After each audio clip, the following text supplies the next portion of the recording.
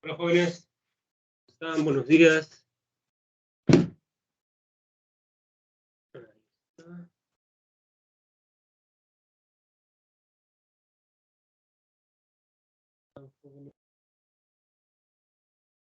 ¿Pueden escuchar y ver bien, jóvenes? Por favor, Buenos días, profesor. Se le escucha. Buenos días, ¿cómo está? A ver, nosotros con ustedes nos hemos quedado 2022-2 clases. Jóvenes, a ver, mi memoria sí en ese punto es un poco frágil. Nosotros resolvimos las preguntas concernientes a nociología. Buenos días, Kevin, ¿cómo estás? Buenos días, Alison. Resolvimos las preguntas concernientes a la semana de nociología. A ver si con ello, por favor. ¿Sí? ¿No lo recuerdan?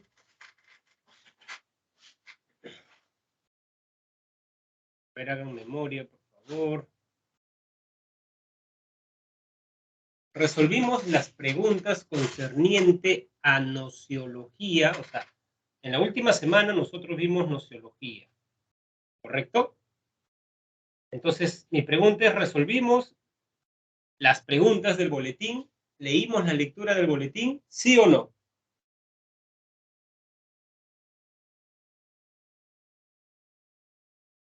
Nada.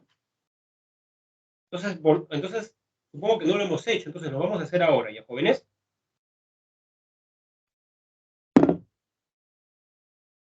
Ya, muy bien. Ya, perfecto, Isabel, gracias por la... Entonces, sobre todo, ya saben que yo estoy muy concentrado en que ustedes comprendan los textos filosóficos, ¿correcto?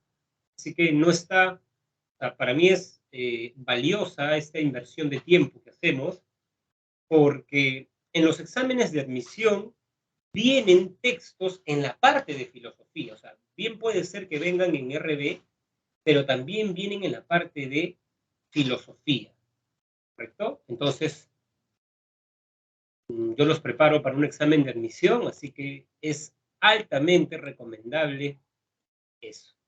Muy bien. La semana pasada, que en realidad fue hace 2 semanas, estimados jóvenes, nosotros vimos el tema de la nociología y dijimos que la nociología es la disciplina filosófica que reflexiona sobre todo problema relativo al conocimiento. Para los filósofos, el conocimiento es un proceso y en este proceso tenemos 3 elementos. El sujeto que conoce, el objeto que es conocido y lo que surge de la interacción, la representación, ahí está el reflexivo, para que haya una representación debe haber una presentación. Ahora, de esta triada surgen algunos problemas.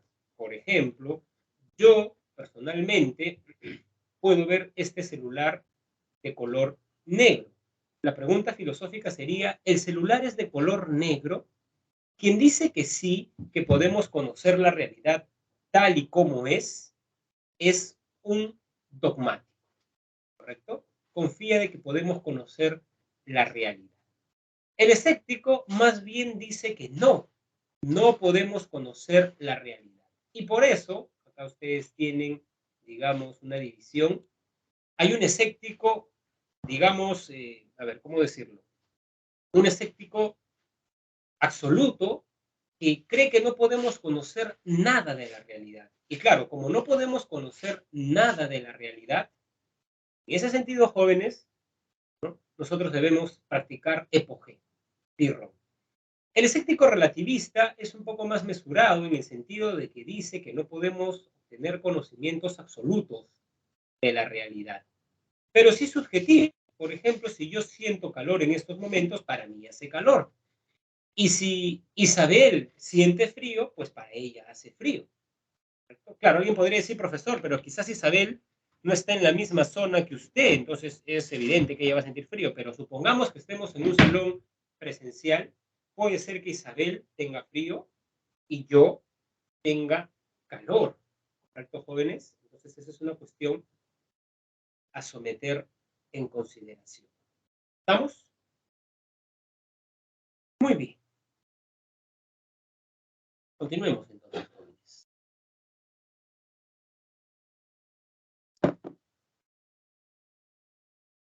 El criticismo dice que sí conocemos el fenómeno, mas no el nombre. Origen del conocimiento. El conocimiento se origina en la razón y existen ideas innatas. Racionalismo. Descartes. El empirismo. Nada hay en la mente que primero no haya estado en los sentidos. La experiencia es la fuente del conocimiento, niega la existencia de las ideas innatas y también, estimados jóvenes, defiende la mente como una tabula rasa. Kant hace una suerte de síntesis hegeliana porque Kant dice que es importante tanto la experiencia como la razón. Las dos son facultades cosustanciales, ambas importantes. ¿Estamos? ¿Bien? Bien, muy bien, muy bien. La verdad. 3 teorías. La verdad como correspondencia. Algo es verdadero cuando hay correspondencia entre lenguaje y realidad. Aristóteles. Algo es verdadero cuando es evidente. Descartes. Y finalmente, algo es verdadero cuando genera consecuencias beneficiosas para la vida. La verdad como utilidad. ¿Estamos?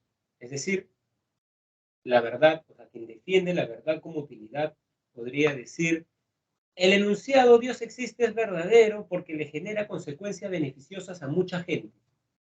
Está bien. ¿No? Muy bien, joven. Vayamos al texto. ¿Pueden ver el texto que estoy proyectando, jóvenes? Sí se puede ver, profesor. Muchas gracias, Kevin. Carla.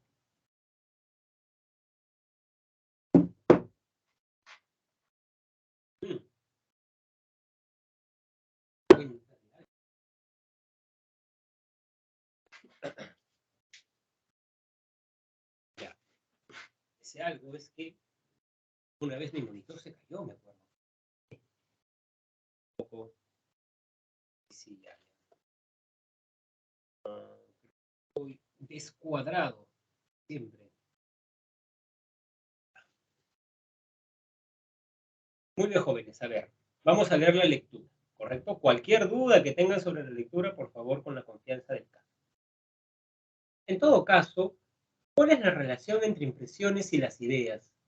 El que Hume describa las ideas, aunque como acabamos de decir, de una manera muy precisa, pregunta, ¿Hume es racionalista o empirista?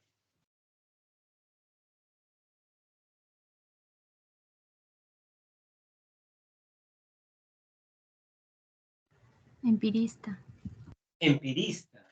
Muy bien, estimada alumna Isabel, así es, empirista. Y recuerden que para Hume, un poco en su jerga filosófica, tenemos las impresiones y luego las ideas, que son recuerdo de las impresiones, ¿correcto? Por ejemplo, el día el día miércoles, ¿no? Fui a la casa de un amigo a Barranco y luego cuando me estaba viniendo en el Metropolitano, me bajé en la estación Boulevard de Barranco. Caminé, ¿no? Hasta la playa y estaba contemplando la playa, ¿no? Años que no iba a la playa, jóvenes, ¿no? Creo que es desde antes de pandemia a filosofar, ¿no? Entonces, claro, en ese momento vi la playa. Ahora recuerdo esa caminata solitaria, reflexiva. Esa es la idea. La vivencia de ese entonces es la impresión. Y recuerden que la impresión siempre es más intensa. O sea, nuestra vida es más intensa. Nuestro primer beso fue más intenso que el recuerdo que tenemos ahora de nuestro primer beso. ¿Estamos? Muy bien, ya. Eso dice Hume. Entonces, que Hume describa las ideas como imágenes débiles ya nos permite adivinar su respuesta. Nuestras ideas son copias de nuestras impresiones, lo cual equivale a decir que no es imposible pensar algo que no hayamos sentido previamente con nuestros sentidos externo o interno. Un ciego no entenderá de colores, ni un sordo de sonidos. Profesor, pero Beethoven compuso la novena sinfonía. Lo que pasa es que Beethoven no nació sordo, ¿no? Borges tampoco nació ciego, se volvió ciego en el transcurso de su vida, así que cuidado con esa suerte de contraejemplos. Simplemente a esas personas les falta la experiencia original. De la misma forma, a alguien que jamás hubiera experimentado los celos o el dolor por la muerte de un hijo, podría decírsele justamente que no sabe qué significan estos sentimientos. A ver, le pregunto a su compañera Isabela, estimada alumna Isabela, ¿usted recuerda cuando se casó? No, profesor. ¿Y por qué no lo recuerda? Nunca me he casado. Así es, porque no tiene la impresión. Muy bien, usted ha comprendido perfectamente la filosofía empirista. Uno no puede recordar aquello de lo cual no ha tenido experiencia. ¿Correcto? Muy bien, muy bien, muy bien. Dice así, un ciego no entenderá los colores, ni un sordo el sonido, ¿no? Muy bien. La formulación técnica más correcta que nos ofrece Hume de este principio es que las ideas copian las, digamos, de que las ideas copian las impresiones es la siguiente. Todas nuestras ideas simples, en su primera aparición, se derivan de impresiones simples, a las que corresponden y a las que representan exactamente. Hume, en efecto, reconoce que puedo imaginarme una ciudad como la Nueva Jerusalén, cuyo pavimento es de oro, cuyos muros están construidos con rubíes, aunque nunca haya visto tal ciudad, ¿no? O sea, digamos, Hume reconoce o sea, mejor dicho, alguien podría decir, señor Hume, pero si yo nunca he visto un minotauro, ¿por qué cuando el profesor de literatura me cuenta, ¿no?, la historia del minotauro, yo me hago una imagen? Sencillo, dice Hume. Es porque tú has visto un toro y has visto un hombre y los has fusionado. Cuando alguien te habla de un Pegaso, también tienes la idea. ¿Por qué? Porque has visto un animal alado, has visto por imaginación, los juntas. ¿Correcto? Es decir, se trata de una idea compleja a la que no le corresponde ninguna impresión compleja, sino que estás juntando. Así, digamos, similar a lo que Descartes entendía por ideas ficticias, ¿correcto? Pero es una idea formada por ideas simples que sí remiten a sus correspondientes impresiones. La idea de Minotauro remite a un toro y a un ser humano. Pero ya, esto lo hemos visto. En suma, lo que este principio de la copia nos dice es que la experiencia ha de suministrar todos los materiales del pensar. Por esto calificamos a Hume, como lo intuyó muy bien su compañera Isabela, de empirista. López Sartre, Hume, cuando sabemos ser escépticos. No tiene emoción que les proyecte ya con la clave, así que voy a quitar la clave.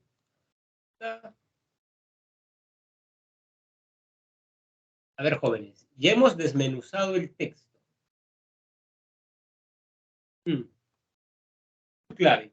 ¿Qué marcarían ustedes si esta pregunta les viene en un examen de admisión?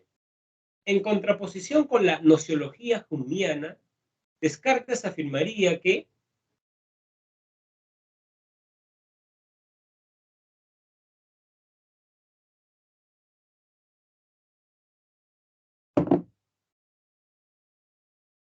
La A.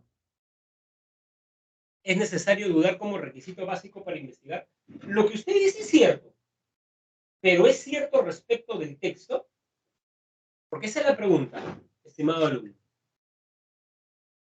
Digamos, es según el texto. Lo que usted dice es cierto, pero el texto menciona algo de que Hume no duda y Descartes sí duda. No. Claro, ese es un error frecuente, joven. ¿No? Permítame, alumno Arias, que haga ese comentario. Claro, el alumno tiene un conocimiento de Descartes, y es cierto lo que usted dice. La uno es cierto, porque para Descartes hay que dudar, y no Hume, por lo que hemos visto, pero claro, de acuerdo al texto, sería.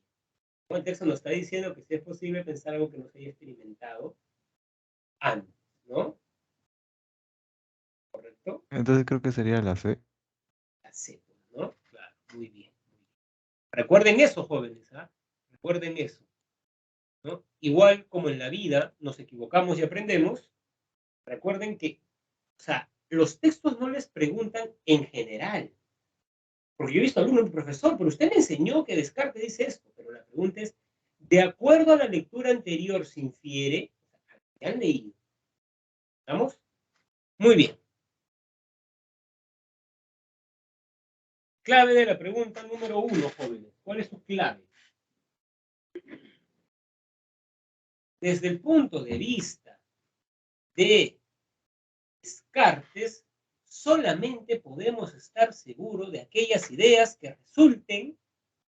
Por esta razón, dicho filósofo recomienda como medio para revisar profundamente todos aquellos contenidos que tenemos en la mente. La A.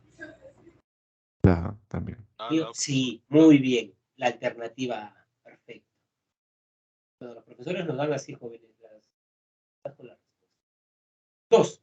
Un científico considera que para realizar una investigación científica se requiere realizar una suposición acerca de una ley. Luego, tenemos que calcular las consecuencias de dicha suposición para evaluar qué implicaría tal ley. Después, comparamos los resultados, del cálculo con lo que acontece en la naturaleza, sea a través de un experimento, sea a través del experimento. Si no concuerda con el experimento, con la experiencia de las cosas, entonces es falso. Ahora bien, este punto de vista del científico puede asociarse directamente con... Bonita pregunta, porque es Deco. A ver, jóvenes, denle alegría a mi corazón.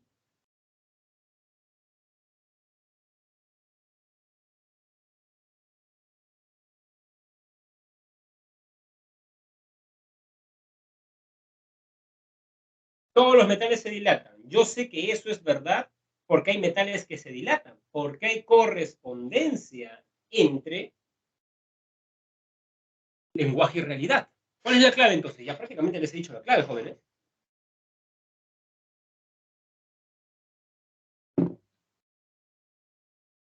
D. La teoría de la verdad como corresponde. Muy bien. De acuerdo con Descartes, el ser humano puede estar convencido racionalmente de su propia existencia, así como también de la existencia de Dios. Por tal motivo, teniendo en consideración la tesis sobre la posibilidad del conocimiento, tal filósofo puede ser catalogado como un... Otra bonita pregunta también, jóvenes.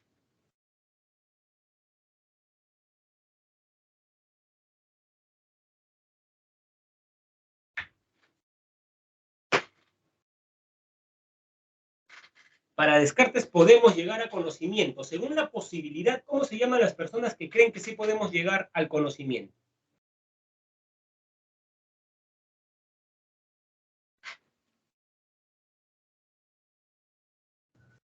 La A, profesor. Muy bien, defensor del dogmatismo. Yes. Por un lado, José considera que la razón humana tiene límites, motivo por el cual no puede sostenerse que conocemos las cosas tal y como son. ¿Quién decía que conocemos el fenómeno más no el nomen?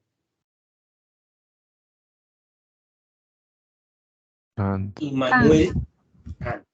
Immanuel Kant. Jóvenes, si no lo recuerdan, yo lo comprendo, lo hemos visto hace 2 semanas, pero justamente el fin de esta clase es un poco rebobinar, ¿no? Recordar lo que ustedes vieron. Entonces, José suena un kantiano. De todas formas, afirma, o de todos modos, afirma que sí vale la pena buscar un conocimiento dentro de las fronteras del entendimiento, tal y como el conocimiento científico. Una perspectiva distinta tiene Luisa, pues sostiene que las limitaciones de nuestro entendimiento son bastante profundas, por lo que no vale la pena confiar en ningún tipo de conocimiento. O sea, Luisa es más escéptica. No se puede conocer. ¿Ya? ¿Cuál es la clave entonces, jóvenes?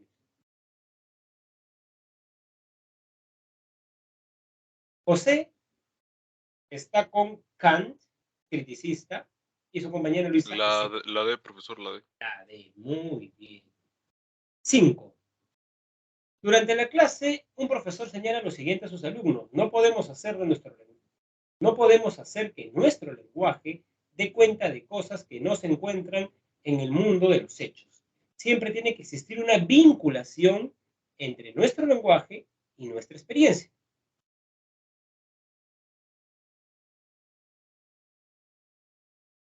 Es posible sostener que el profesor, defensor de la teoría de la verdad como correspondencia, lenguaje y experiencia, ¿no? Es cierto que su compañero Juan Pablo, o sea, yo digo, su compañero Juan Pablo es soltero. Eso es cierto, si hay correspondencia en la realidad. Y creo que le pregunté la semana, 2 semanas, dijo que sí, que era soltero, que no estaba casado, entonces eso es cierto. La clave es nada. Otro texto. Estas causas de naturaleza no física, estas realidades inteligibles, fueron denominadas por Platón con el nombre de ideas y eidos, que quieren decir forma. Por lo tanto, las ideas de las que hablaba Platón no son simples conceptos, es decir, representaciones puramente mentales. A ver, esto es importante porque cuando uno habla en filosofía moderna de idea, ¿qué es la idea para un filósofo moderno, sea Descartes o Locke? La idea es el objeto del pensamiento. Es decir, la idea es la imagen mental que yo tengo de esta taza. Viajo a otro lugar y, digamos, olvido mi taza y recuerdo la taza que me acompañó en ese lugar de Lima donde viví. ¿Correcto? Se dan cuenta, es la imagen mental. En cambio, para Platón, la idea no es una imagen mental. ¿Recuerdan? Para Platón, la idea es la esencia de las cosas. Incluso, la idea de celular tiene más realidad que este celular. O sea, por más que Platón y los filósofos modernos utilizan el término idea, no significan lo mismo. Para Platón, las ideas sí existen. Hay un mundo de las ideas. Para los modernos son contenidos psicológicos de la mente, contenidos mentales, ¿no? Las ideas, pues, no son simples pensamientos, sino aquello que piensa el pensamiento una vez que se ha liberado de lo sensible, el verdadero ser, el ser por excelencia.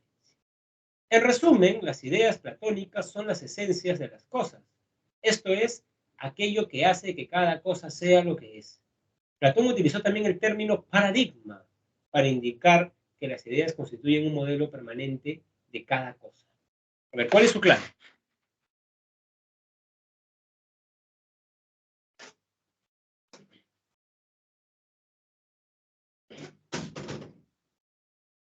¿Cuál es su clave, jóvenes?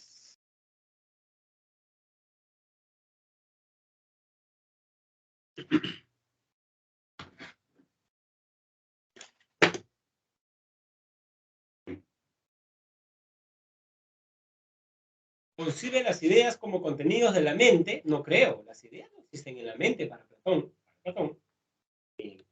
La pregunta es sobre Platón. Eso es otra cuestión básica, jóvenes. Cuando respondan una pregunta, primero capten la pregunta. ¿Estamos? ¿Tiene un fundamento claramente dogmático y racionalista? Dogmático, podemos conocer la realidad, racionalista también. ¿Es criticista por cuestionar todo lo asumido? No creo. ¿Asume como base la distinción entre fenómeno y fenómeno? A ver, en estas líneas, Platón está defendiendo la diferencia entre fenómeno y número. Rechaza toda posibilidad de alcanzar certezas desde la razón. ¿Cuál es la clave entonces, jóvenes? La E. A ver, La B, ¿no? La B. No, no podría ser la E, porque más bien Platón creía que uno con la razón puede conocer las ideas. Cuidado. Si afirmamos que no es posible tener certeza alguna sobre la existencia de Dios, debido a que el ser humano solamente conoce aquello que puede percibir sensorialmente y ordenar racionalmente, miren, esto es kantiano, ¿no? Recuerden para Kant, a mi sensibilidad llega color, forma, tamaño, textura, intuiciones. Luego, mi entendimiento lo ordena y tengo la idea. Criticista, por eso, ¿no? Debido a que el ser humano solamente conoce aquello que puede percibir sensorialmente y ordenar racionalmente. ¿Estamos coincidiendo en líneas generales con él? A. Criticismo de Kant. Y 8. En las últimas décadas, la globalización se ha constituido como uno de los factores que ha llevado a un sinfín de personas a asumir que no hay una cultura que sea superior a las demás. Así, cada vez es más predominante la interpretación según la cual no hay culturas ni superiores ni inferiores, sino simplemente diversas entre sí. Ahora bien, desde un punto de vista gnosiológico, esa interpretación, ¿no?, tiene que ver con el relativismo. O sea, cada cultura tiene, digamos, ¿no?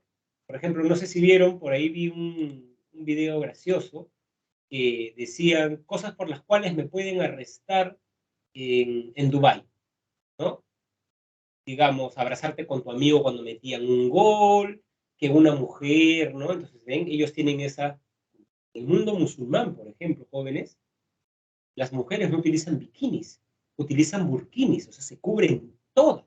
Entonces, si una musulmana en Turquía, que es el país un poco más liberal, ¿no?, del mundo musulmán, ve a una chica peruana en, digamos, ropa de baño, diría que no, pues que eso está mal, que está mostrando su cuerpo y el cuerpo solamente lo... Entonces, ¿se dan cuenta? La verdad es relativa, eso es Protágoras. Muy bien, jóvenes, creí necesario esta suerte de repaso de la última semana, porque fueron 2 semanas que hemos tenido de descanso, ¿no? Así que ahora, jóvenes, ahí, vamos a ver el tema de epistemología. Muy bien. ¿Están viendo, jóvenes, lo que estoy proyectando? Sí, por favor, confírmenme. Sí se ve, profesor. Bien, jóvenes. Yo creo que la semana de descanso, jóvenes, yo pensé que iban a venir más revitalizados, pero veo que a mí me parecía, me puedo equivocar, claro, de hecho que sí, ¿no?, que estaban más entusiastas antes de esa semana de descanso, ¿no? Un alumno, me acuerdo que en la universidad me dijo, no, profe, es que me acostumbré a dormir hasta tarde. Entonces, a veces, por eso, el cuerpo se mata. Bueno, de nuevo, jóvenes, por favor, mucho entusiasmo al ciclo, ya saben, no se distraigan, ¿no? No se distraigan. Traten de concentrarse, ¿no? Yo sé que hay muchas distracciones, sobre todo en una computadora, pero por favor, mucha fuerza de voluntad. A ver, ¿alguien sabe qué es la epistemología? ¿Sobre qué reflexiona la epistemología? ¿Alguien lo Sobre sabe? la ciencia, sí. Muy bien, señor Juan Pablo. Disciplina filosófica que reflexiona sobre los problemas relativos a la ciencia. Y esto se los dije la semana pasada, pero se los voy a volver a decir. Entonces, ¿cuál es la diferencia entre nociología y epistemología? Sencillo. La nociología reflexiona sobre el conocimiento en general. En cambio, la nociología, o sea, la nociología reflexiona sobre el conocimiento en general. Tipos de conocimiento: conocimiento vulgar, conocimiento científico y conocimiento filosófico. Lo que pasa es que en nuestra cultura se ha desarrollado tanto el conocimiento científico que se ha visto necesario crear una disciplina especializada para, digamos, reflexionar sobre problemas científicos. Y esa disciplina es la epistemología. Es decir, en buen cristiano, la epistemología es una rama especializada de la nociología. Como bien dijo su compañero Juan Pablo, es la disciplina filosófica que reflexiona sobre todos los problemas relativos a la ciencia. ¿Correcto? ¿Cuáles son estos problemas? Veamos. A ver. Comencemos por el último. ¿Cuál es la validez del conocimiento científico? A ver, jóvenes, les hago una pregunta. Si ustedes se sienten mal, ¿van a un chamán o a un médico? O un médico, profe. A un médico, dijo su compañero. Muy bien. ¿Por qué va a un médico, estimado alumno? ¿Y por qué no a un chamán? El médico está certificado en la universidad, o sea, tiene estudios científicos, profesor. Muy bien. O sea, mejor No dicho, porque el es... médico ostenta una ciencia. El chamán no. ¿Correcto? Sí. ¿No? Muy bien. Entonces, miren, o sea, quiero que vean esto, ¿ah? Hay un criterio que ustedes tienen para distinguir lo que es ciencia de lo que no es ciencia: pseudociencia. La pregunta filosófica es, ¿cuál es ese criterio? Claro, le he puesto un ejemplo sencillo, ¿no? Porque, claro, chamán versus un científico. Pero hay ejemplos mucho más problemáticos. Por ejemplo, ¿la historia es una ciencia?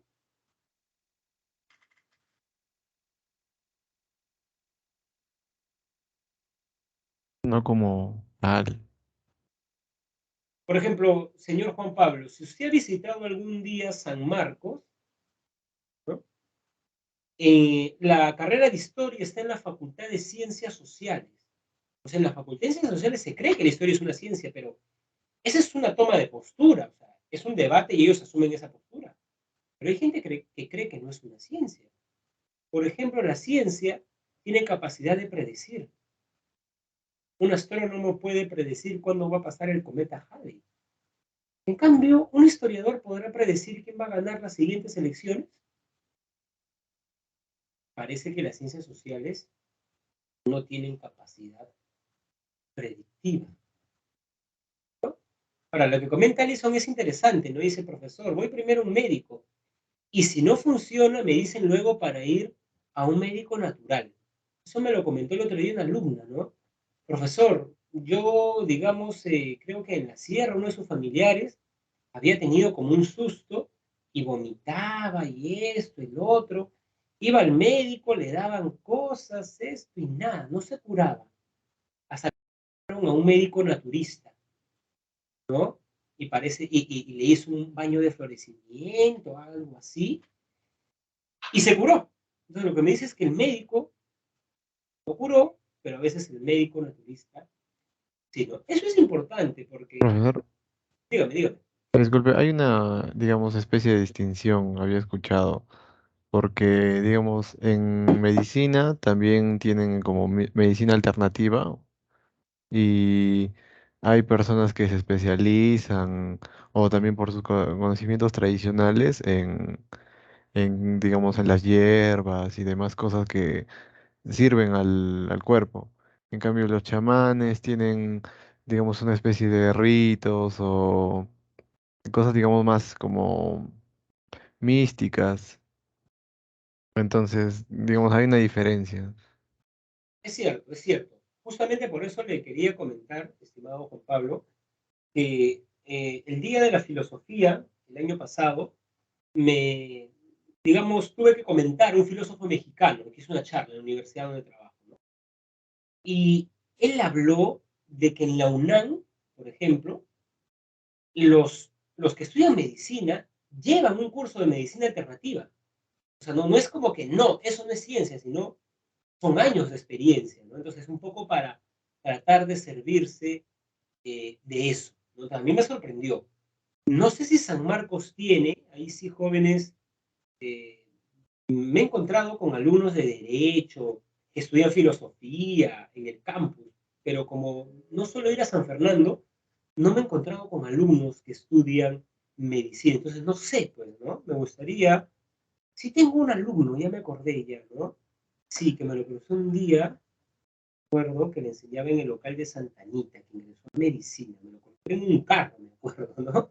Sí, en un carro, en un bus de transporte público. Entonces, claro, a ver, le voy a preguntar a él. A mí me llama mucho la atención si San Marcos tiene eso o no. Yo, en realidad, desconozco. Pero sí, es cierto, porque también hay personas que tienen una enfermedad y no se curan. El ejemplo que a mí más me llama la atención personalmente es el de la ayahuasca, ¿no? Hay personas adictos, sea al alcohol, alguna droga, que llevan terapia psiquiatra en Estados Unidos, Europa, y nada los cura. Y vienen al Perú y la ayahuasca es una cuestión espiritual, ¿no? Te preparan, te esto, tomas ayahuasca, estás con un líder espiritual. No solamente que tomas la ayahuasca, ¿no? Tengo una conocida que tomó ayahuasca, ¿no? Y dice que recuerda su vida, escenas así muy, ¿no? Muy puntuales, o sea, ¿no? Entonces, y hay gente, lean en internet, ¿no? Norteamericanos, franceses, que nada los curó de sus adicciones y los curó la ayahuasca, ¿no? Entonces, esos casos también no podríamos cerrarnos a esos, ¿no? Habría que, ¿no? Hacer eso, ¿no? No sé, ¿no? Yo siempre soy un poco reticente para eso porque usualmente pienso bastante, ¿no? Me imagino que con la ayahuasca, recuerdo un día que conversé con un viajero, ¿no? Esos mochileros, así. Vamos a conversar, ¿no? Conversábamos regularmente y me dijo, mira, si tú eres así nada más, sin haber probado nunca ayahuasca, ya quisiera ver cómo vas a hacer cuando tomes ayahuasca. Entonces, tomas ayahuasca, ves la vida de otra manera. O sea, tú ya la ves, pero wow, no me dices, ¿cómo sería? ¿no? Pero igual no me animaba, jóvenes, a eso, ¿no? Pero bueno, digamos, yo soy respetuoso, por si acaso, yo soy respetuoso, ¿no? De ese tipo de saberes, ¿no? O sea, hay personas que lo dicen, ¿por qué negar, digamos, ello? Claro, la ayahuasca es una planta alucinógena, claro que debe ser supervisada, Alison, eso es cierto, eso sí es cierto, debe ser Profesor. supervisada por un líder espiritual. Claro, no es que tú te compras ayahuasca, la hierves en tu casa y ya, no. Es cierto lo que usted dice, ¿no? Dígame, Juan Pablo. Creo que es una suerte de, como que de vicio, por así decirlo, como cuando alguien prueba un dulce y le agrada, entonces lo selecciona porque le gusta. Eh, por ejemplo, Aldous Huxley era alguien que consumía setas y estos que son alucinógenos.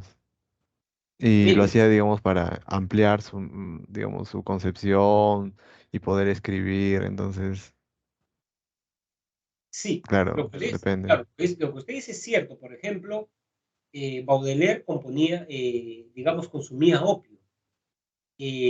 Allan Poe también, Sartre consumía mescalina, o sea, hay muchos intelectuales, es que jóvenes, a veces el mundo, si uno lo ve, perdón, directamente, a veces como que deprime, ¿no? Entonces, creo que fue Bukowski, ¿no? Quien dijo que si no hubiera sido borracho se hubiera suicidado antes, porque no podía sobrellevar la realidad. Yo personalmente creo, como Nietzsche, que las drogas son, o sea, el cristianismo es como una droga, y las drogas son iguales, te sacan, o sea, te evaden.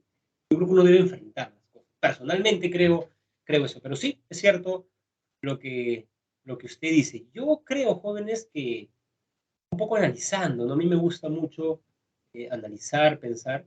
Yo creo que las personas se enfrentan al mundo como pueden. Algunos tomando, otros con deporte, otros con los libros, ¿no? El mundo enferma, tanta noticia, tanta crisis, el Congreso que quiere tomar, ¿no? La policía, ¿no? Que en el caso de Merino murieron dos y se fue, pero ahora han muerto tantos, parece que no valiera la vida igual. Entonces, estos jóvenes enferman. Entonces, cada uno, a su manera, intenta luchar con la realidad, ¿no? Lo hacemos de modos distintos.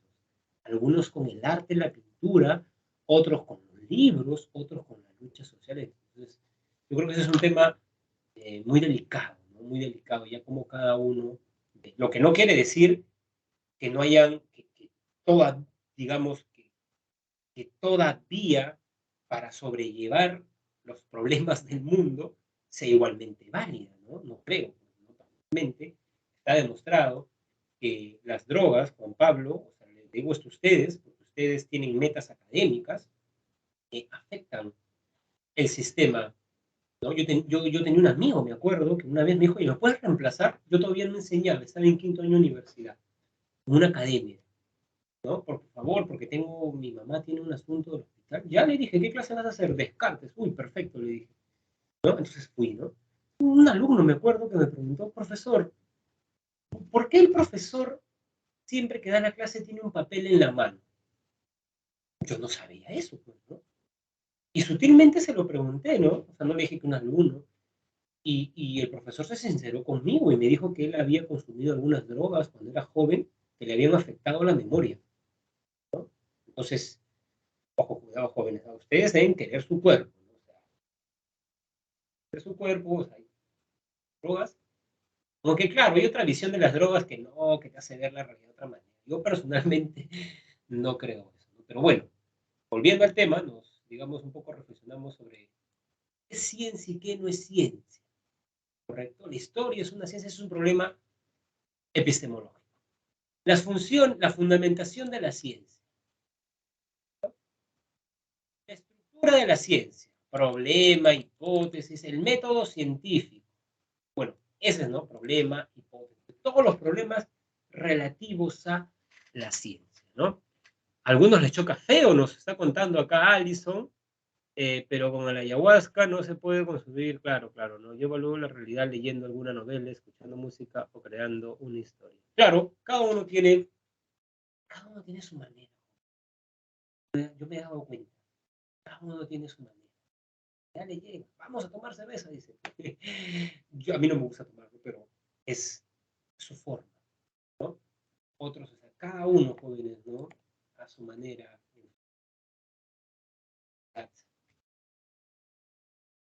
Muy bien, jóvenes. Entonces, ¿qué es la ciencia? La ciencia es un conjunto de conocimientos ordenados sistemáticamente acerca del universo y permite dar leyes generales y tiene un carácter falible y perfectible. Esto es algo hermoso de la ciencia, jóvenes. Esto es algo hermoso de la ciencia y hay que decirlo. En la ciencia no hay verdades absolutas. Es verdad hasta que no se refute. ¿Correcto? La ciencia es falible. ¿Y por qué es falible? Es perfectible. O sea, tú nunca vas a encontrar un científico que diga esto nadie lo va a refutar. Claro, en su esperanza de saber podrá decir eso, pero no. ¿Newton se ha equivocado en algunas cosas? Sí. ¿Albert Einstein se ha equivocado? Sí. Muchos. ¿Aristóteles se equivocó haciendo ciencia? También. ¿En la Edad Media se equivocaron al creer que sí? ¿No? Luego decían que el Sol era el centro del universo. Se equivocaron porque el Sol no es el centro del universo. El universo está en expansión. ¿Cómo va a tener centro?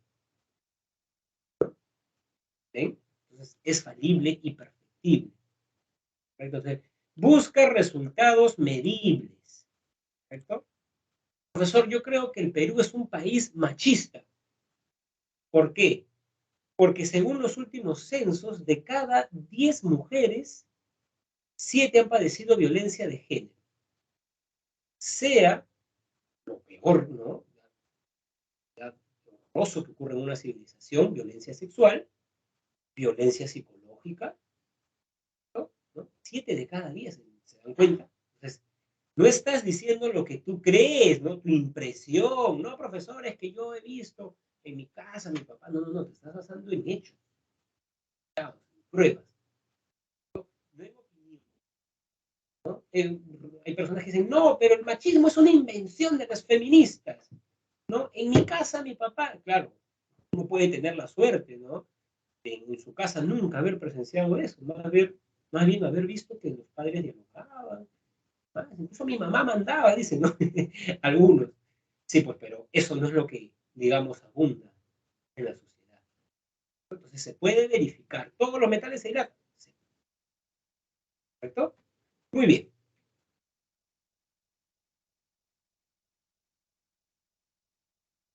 Características del conocimiento científico. Objetivo. No se trata, jóvenes, de describir la realidad como te parece. Otra vez volvamos al ejemplo. Cuando un sociólogo dice que de cada 10 mujeres, 7 han padecido violencia de género, no está diciendo cómo él quisiera que sea la realidad. Quizás hasta le duele esa cifra.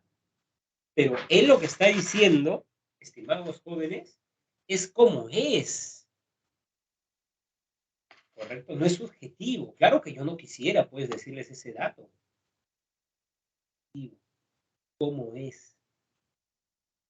Es metódico, pues sigue una regla de pasos. Problema frente al problema, hipótesis frente a las hipótesis, contrastación y más. Racional. Esto es importante. Alguna vez un alumno me dijo, profesor, pero el científico solamente cree en lo que ve. Y yo le dije que no es así. A ver, ¿cómo así, profesor? Me dijo, ¿me lo puede explicar? Desde luego, le dije. A ver, jóvenes, vayamos de lo simple a lo complejo. Pensemos que el día de hoy ustedes se acuestan a las 8 de la noche. ¿Correcto? 8 de la noche se van a dormir. Y mañana se levantan 6 de la mañana. Y van a comprar. Y caminan como 6 cuadras en la panadería. Y ven las calles mojadas. ¿Qué infieren, jóvenes, si ven todas las calles mojadas de su distrito? Van en tren y sigue estando todas las calles mojadas. ¿Qué infieren? Que ha llovido. Muy bien, que ha llovido.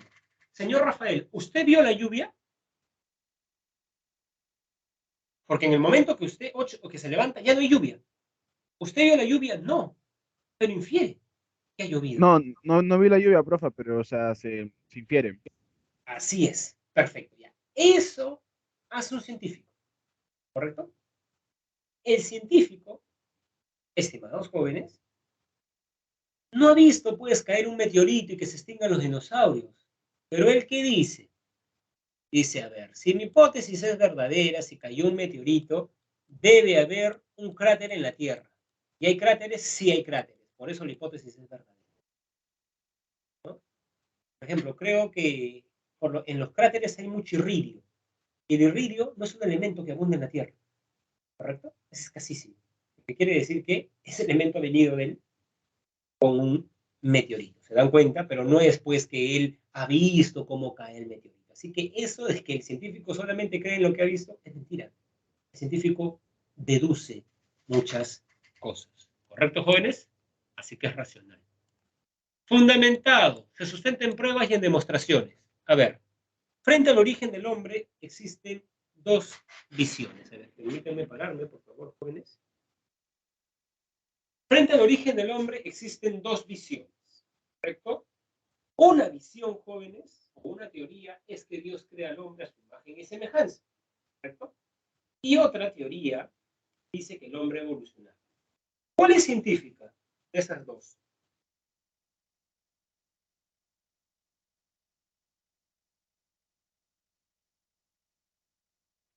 ¿Cuál es científica de esas dos teorías, jóvenes? Que el hombre ha evolucionado. Muy bien. ¿Y por qué es científica, estimada Carla? Porque no es una creencia. Ya, porque no es una creencia. Justamente es interesante porque, a ver, una creencia es algo que usted cree sin ningún argumento. ¿Y por qué crees que Dios existe? Porque creo. Incluso podría decir como un padre de la iglesia. Creo porque es absurdo. No necesito ningún argumento racional. Sé que es absurdo que María fue, pero lo creo. En cambio, en ciencia, uno no puede decir, pues yo creo que existe un círculo cuadrado. No. A ver, señor Darwin, ¿por qué usted cree, o alguien le preguntó, ¿por qué usted cree en la teoría de la evolución? Hay pruebas paleontológicas. Lo que hizo Darwin, pues, en Sudamérica, ¿no? Que comenzó a ver cómo cada especie se adaptaba, ¿no? Uno. Y dos, hay pruebas genéticas. Los embriones de especies similares son parecidos hasta cierta semana y luego ya se van diferenciando. La ciencia es eso, jóvenes. Es fundamentada. Necesita de pruebas. O sea, un científico no te va a decir, ¿y por qué usted cree eso? Porque lo creo. No. ¿Correcto? Cualquier cosa que él defienda lo hace fundamentado en sus investigaciones. Así que eso, jóvenes, es sumamente importante. Regional. A ver, esto es importante porque la ciencia no investiga toda la realidad. Investiga una parte. ¿Cierto? Voy a investigar los seres vivos, biología, la materia, química, leyes de la sociedad, sociología, cuerpos celestes, ¿no? Astronomía. La ciencia es especializada. Incluso, a ver, seres vivos, biología. Pero hay la zoología y la botánica. Plantas, animales. Pero incluso tú luego, aparte de ser biólogo y zoólogo, puedes ser ictiólogo. Especialistas en peces. Es decir, saber de ciencia es saber de algo especializado. A diferencia de que la ciencia es regional, la filosofía, jóvenes, es, ¿recuerdan? A ver la primera clase. Pregunta, ¿qué es el ser? Cuestiones de máxima generalidad. ¿Qué es la filosofía, jóvenes?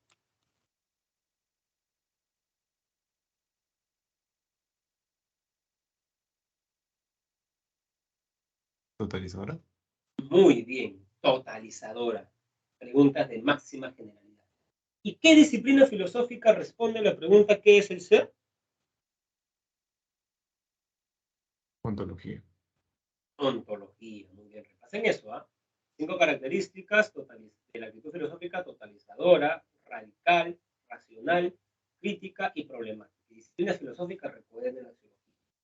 Disciplinas que vamos a comenzar a ver justamente ahora. Jóvenes, ¿ya tuvieron su primer examen? Sí. Sí, ¿no? Entonces eso ya les digo, ¿no? Muy bien. Pruebas, ya bueno, eso se los voy a dar luego. Funciones de la ciencia.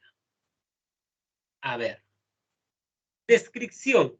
Registra propiedades, o sea, responde a la pregunta ¿cómo?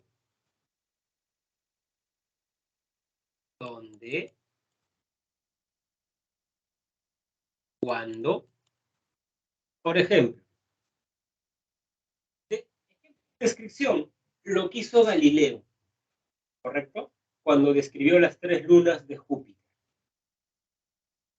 Cuando describió las 3 lunas de Júpiter.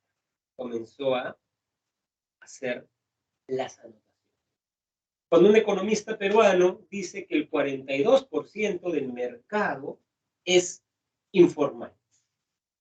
¿Correcto? O, por ejemplo, la descripción que se hace de los síntomas del COVID, ¿no? Tengo tos seca, tengo fiebre, no huelo la comida, ¿no? Entonces ya había como que una suerte, ¿no? Ahora, luego viene lo fundamental de la ciencia, que es la explicación, el por qué. ¿Correcto? ¿Por qué? ¿Por qué Júpiter tiene tantas lunas? ¿Cuál es la explicación que dan los científicos? Bueno, lo que dicen los científicos jóvenes es que Júpiter es el planeta más grande del sistema solar, entonces su campo gravitacional es muy fuerte. Aparentemente han estado pasando, ¿no? Y Júpiter los ha hecho parte de su órbita. Esa es la explicación que existe. ¿Correcto? ¿Por qué el mercado informal es tan alto en el Perú? A ver, expliquemos, para eso me tengo que sentar, un momento. Expliquemos el argumento de Hernando de Soto en su libro El otro sendero. Hernando de Soto dice lo siguiente: en economía hay agentes deficitarios y agentes superavitarios. ¿Cuál es la diferencia? El agente superavitario es el que gana 5.000 soles al mes y retira 4.200 soles. O sea, cada mes ahorra 800. Al cabo de 6 meses el banco te va a llamar a ofrecerte un préstamo. Va a decir, señor Estrada, tenemos un préstamo para usted, porque el banco ya se dio cuenta que tú puedes pagar. ¿Correcto? Lo contrario, un agente superavitario es un agente deficitario. Es aquel que como que trabaja para el día o, digamos, incluso tiene que hacerse préstamos para comprar una lacto, esto, ¿no? Entonces, él, digamos, ¿no? Tiene excedente y él más bien es el acreedor del crédito. Entonces ya. Lo que dice Hernando de Soto es que los ambulantes son agentes deficitarios. Usualmente el que participa del mercado informal, dice Hernando de Soto, trabaja para el día. Piensen en una persona que vende gaseosas en una esquina de Girón de la Unión en esos cochecitos verdes y vende galletas y más. ¿Correcto? En el tiempo donde Hernando de Soto escribe el libro El otro sendero, para que esa persona se formalice, si es que quería, es ambulante, debía pasar una burocracia de 2 años casi.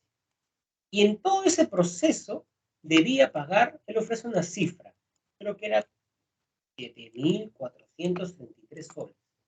Todo ese pago. Y lo que dice Hernando de Soto es, ¿esa persona va a poder pagar? No, porque usualmente el ambulante es un agente deficitario. Usualmente trabaja para gastar en el día y obviamente que guarda para comprar luz. ¿No? ¿Correcto? ¿No? Entonces, lo que dice Hernando de Soto es que en realidad el Estado peruano condenaba a esa gente a ser informal. Lo condenaba porque mucha burocracia y mucho dinero. Incluso estas personas vivían en invasiones, ¿correcto? Cuando iban al banco a pedir préstamo, el banco no les quería dar. Por eso, si recuerdan bien, Hernando de Soto fue candidato a la presidencia de la República. Y él tenía como, digamos, propuesta de campaña, darle título de propiedad a la gente que vive en invasiones, para que sea sujeto de crédito en el banco. Y esa medida en la segunda vuelta la tomó Keiko Fujimori, ¿no? Porque le pareció, me parece que sí es una buena medida, ¿correcto? Entonces, ven, acá un economista nos está explicando por qué hay informalidad. Porque el Estado, pues, condena a las personas a la informalidad. Y además que hay efectos en el peruano, ¿no? Un poco de eso, ¿no? Muy bien. Entonces, esa es una explicación, ¿se dan cuenta? La verruga peruana. ¿Qué hizo el mártir de la medicina, Daniel Alcides Carrión? Se inyectó, porque no había una buena descripción. Y él tenía una libretita roja y comenzó a describir. Creo que al día 6 comienza a tener fiebres, diarreas, las manchas rojas salen después. Pero luego sus alumnos, porque él no encontró la cura, se dieron cuenta que la causa de la verruga peruana era la picazón de la hembra, digamos, es como que un insecto que a la hembra le dicen la manta blanca. Cuando ella está contagiada de eso, te pica y te contagia la verruga. Esa es la causa. ¿Bien? Entonces, si les ponen una pregunta, ¿no? La causa de tal cosa, ¿qué función de la ciencia se está cumpliendo? Explicación. ¿No? Ahora, usualmente las explicaciones se basan en una ley científica, en una regularidad. Y cuando yo conozco la regularidad, puedo predecir, ¿correcto? El cometa Halley tiene una órbita, jóvenes, constante, o tiene una velocidad constante, y tiene una órbita definida. Por eso, un humano puede ver 2 veces en su vida el cometa Halley, ¿no? La siguiente vez que va a pasar va a ser el 2062, creo que el 15 de noviembre. ¿Ven? Pueden predecir, la ciencia puede predecir. Jóvenes, ¿es lo mismo una predicción a secas que una predicción científica? Si uno de ustedes dice, profesor, Perú va a clasificar al mundial, ¿esa será una predicción científica? No, para nada. No es una, o sea, tengan cuidado, ¿eh? Las predicciones a secas no son predicciones científicas, porque el científico se basa en leyes, en conocimientos, ¿correcto? Cuando va a haber un eclipse, caso. Muchos estudiosos del clima dicen que la punta y ciertos, digamos, distritos cercanos a la costa van a desaparecer en 150 años. ¿Por qué? Porque dicen que el nivel del mar va a subir, porque el calentamiento global está haciendo que los polos se deshielen. ¿Esa agua dónde va? Al mar. Va a subir, va a crecer, el mar le va a ganar terreno a, ¿correcto? Por ejemplo, ciertas especies van a desaparecer. ¿Por qué? Porque, mire, el calentamiento global, si vemos desde la década, es interesante, ¿no? Porque el calentamiento global más o menos comienza con la segunda revolución industrial. Esas son las consecuencias del desarrollo tecnológico que tenemos, ¿no? Consecuencias con G. Entonces, ha comenzado a subir y mira, date cuenta, los osos polares están, entonces, se dice que dentro de quizás 100, 150 años probablemente solamente existan, si seguimos así, como parece que, si seguimos así, ¿no? Los vamos a ver solamente en, pues son predicciones que se dan cuenta, tienen cierta solidez, o sea, no es que se le ocurre algo, ¿no? Perú va a clasificar, pues eso no es una predicción científica, ¿no? Creo que la Universidad de Oxford dijo que Brasil iba a ganar, ¿recuerdan? Que Brasil iba a ganar la Copa del Mundo.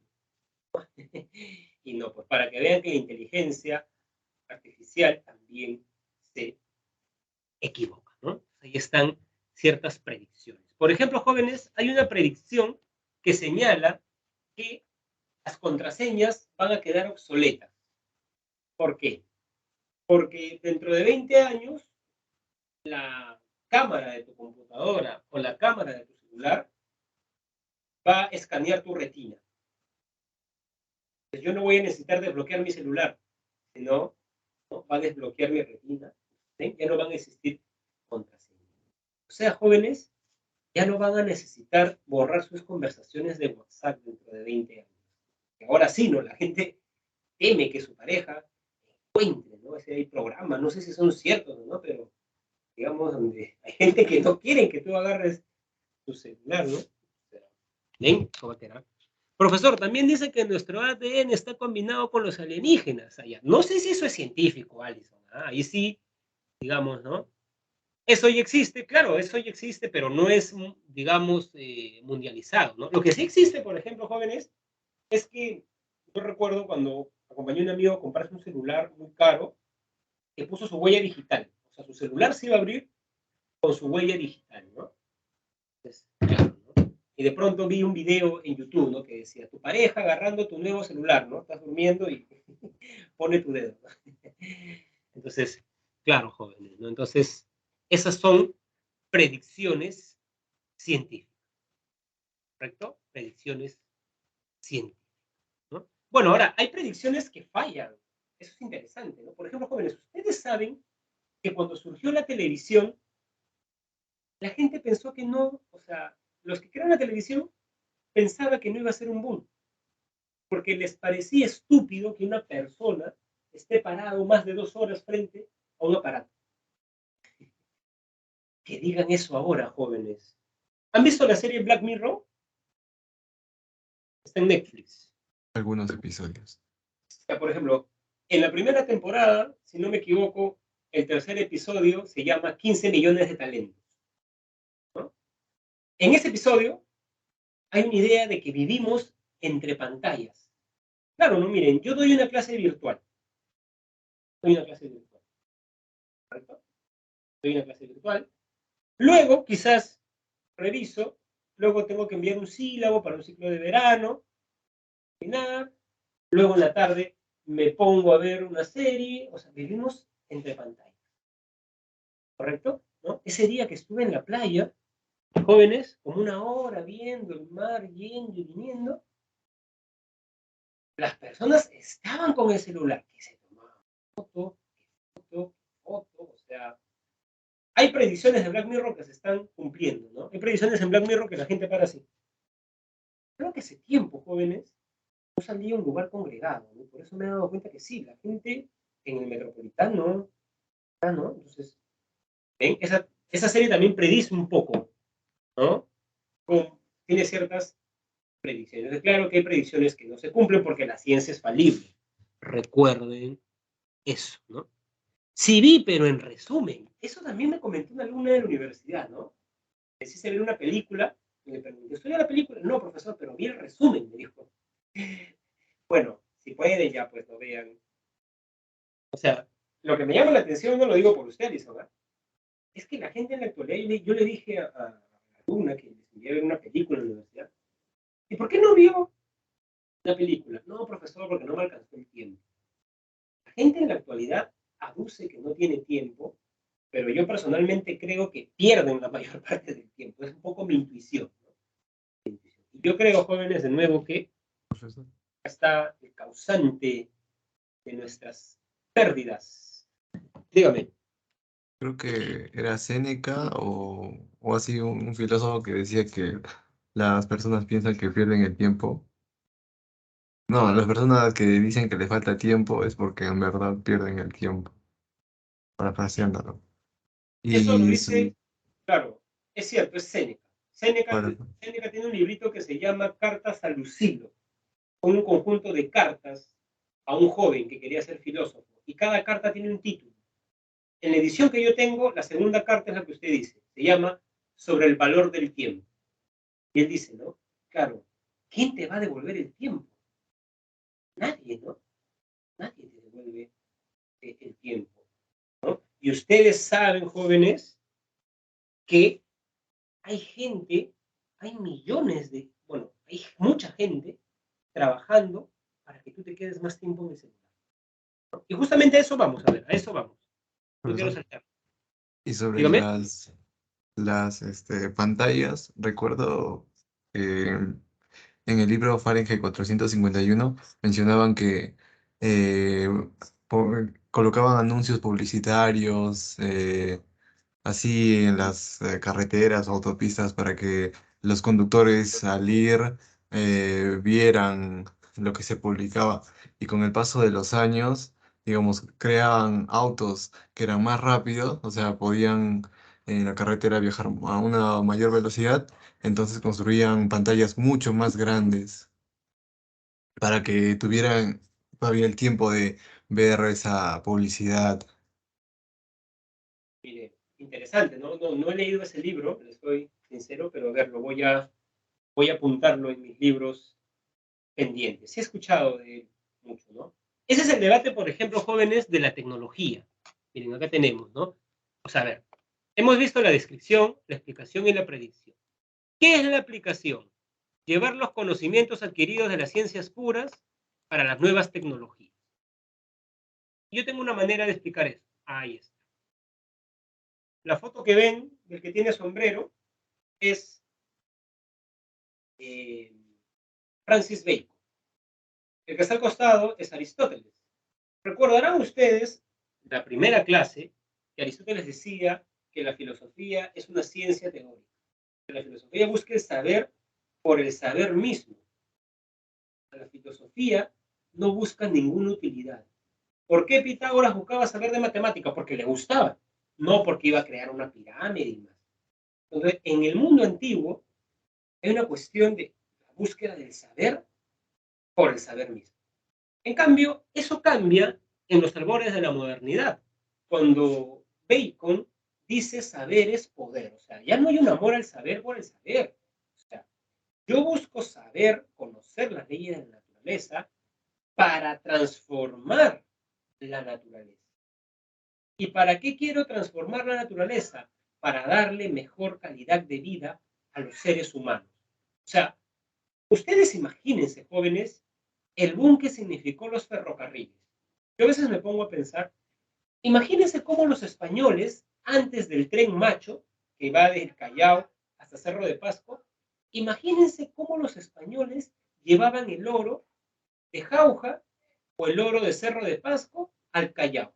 Debió haber sido una odisea, pero en el siglo XIX, por ejemplo, jóvenes, Henry Mays construyó el famoso tren macho. ¿Han ido una vez a la Casa de la Literatura, en el centro de Lima? Allí hay una biblioteca, ¿no? Incluso funciona los feriados. Me he encontrado algunas veces que he ido con mi pequeña hijita a alumnos que les enseñaba en la pre, los he encontrado ahí leyendo y más. 6 de la tarde pasa el tren. Ya ese tren lo construyó Henry Mays a finales del siglo XIX, 1800, ¿correcto? Por ejemplo, imagínense el boom de los ferrocarriles, conectó todo Estados Unidos. Entonces, claro, se tenía que saber física, sí, pero para perforar bien y hacer un túnel, digamos, en un cerro. Entonces, imagínense, ahora podemos, mediante avión, irnos a España en un par de horas. Bueno, no son horas, pero digamos en horas. Podemos viajar a otra parte del... Imagínense, ¿no? O sea, en las telecomunicaciones lo hicieron. Pero también, por ejemplo, jóvenes, en la medicina, ¿no? Si ustedes ven índices de la esperanza de vida al nacer, creo que en el siglo XVIII era 56 años. En la actualidad, la media mundial de la esperanza de vida al nacer oscila entre 68 y 72 años. ¿Correcto?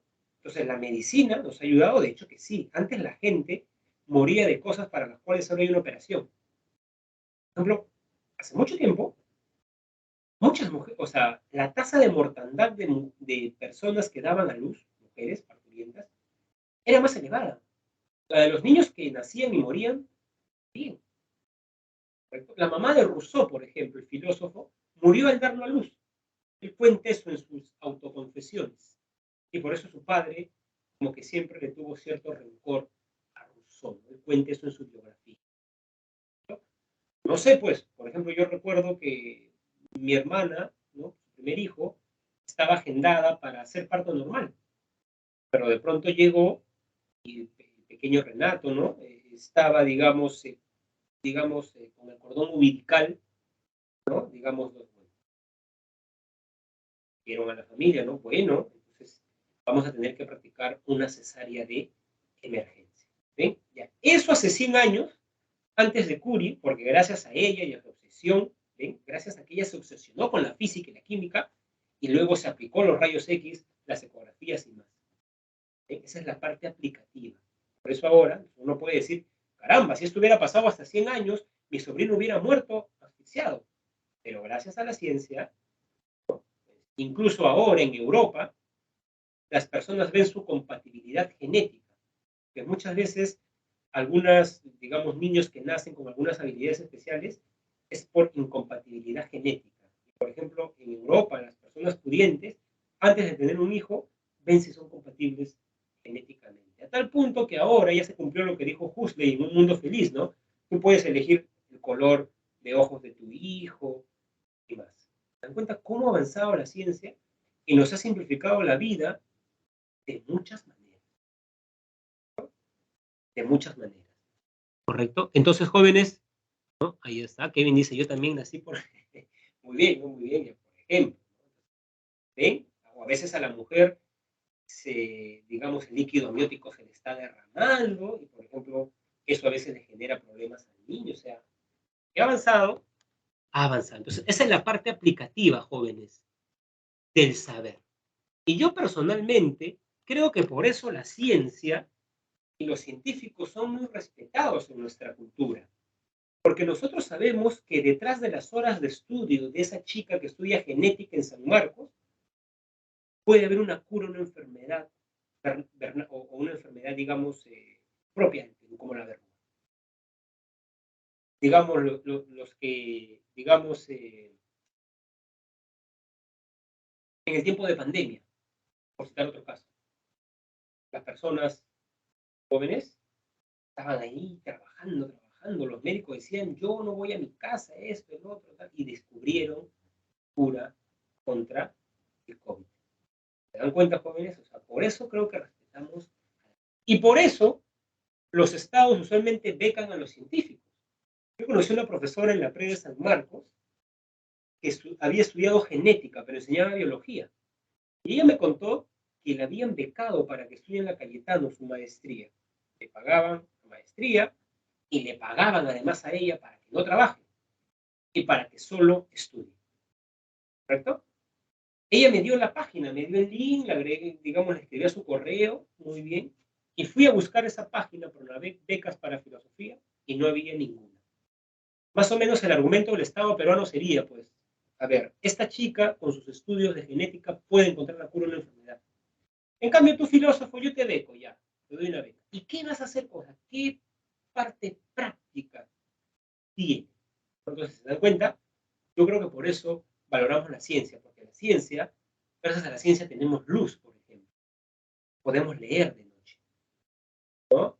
Gracias a la ciencia, muchas cosas, ¿no? Esta clase es gracias a la ciencia, ¿no? Yo puedo estar en digamos, España y ustedes están en el Perú y normalazo. Me voy de viaje a España, llevo mi laptop, me conecto y les imparto la clase. ¿Estamos? Muy bien, muy bien. Profesor. Dígame, dígame. También creo que era Pitágoras el que decía que el conocimiento era poder o debía ser usado para un uso bueno, ¿no? Claro, sí, aunque Pitágoras particularmente en la matemática no la aplicó, ¿no? Era una cuestión más teórica. Quizás el prototipo de hombre en el mundo antiguo era este que dije, Eureka. ¿Cómo se llama? Arquímedes. ¿Perdón? ¿Cómo dijo? Arquímedes, creo. Arquímedes, ¿no? Creo que, si no recuerdo, había una idea de él sobre que el sol caía y él construyó unas especies de espejos y hizo que esos espejos refractaran la luz a las velas de los barcos romanos. Pues imagínense, ¿no? Entonces caía el sol y él reflectaba y quemaba los barcos, ¿no? Aunque un día le conté, es un profesor o sea, yo cualquier profesional que conozca jóvenes, siempre tengo preguntas para él, ¿no? Las tengo ya así pensadas, ¿no? Y siempre soy curioso. Una vez le conté eso a un profesor de ciencias y me dijo que había una serie en National Geographic, mito o realidad. Y él me dijo que eso que se dice en los libros parece que es un mito. ¿no? Porque ni siquiera ahora se puede hacer eso con la tecnología que hay, ¿no? Pero creo que es Arquímedes el que sí es ese espíritu, ¿no? De la aplicación, la cuestión más tecnológica. Muy bien, jóvenes, a ver, 2 minutos pequeños para que se paren, se vayan al baño urinario, ¿saben? Siempre damos este pequeño descanso y continuamos, ¿ya? 2 minutos mínimos.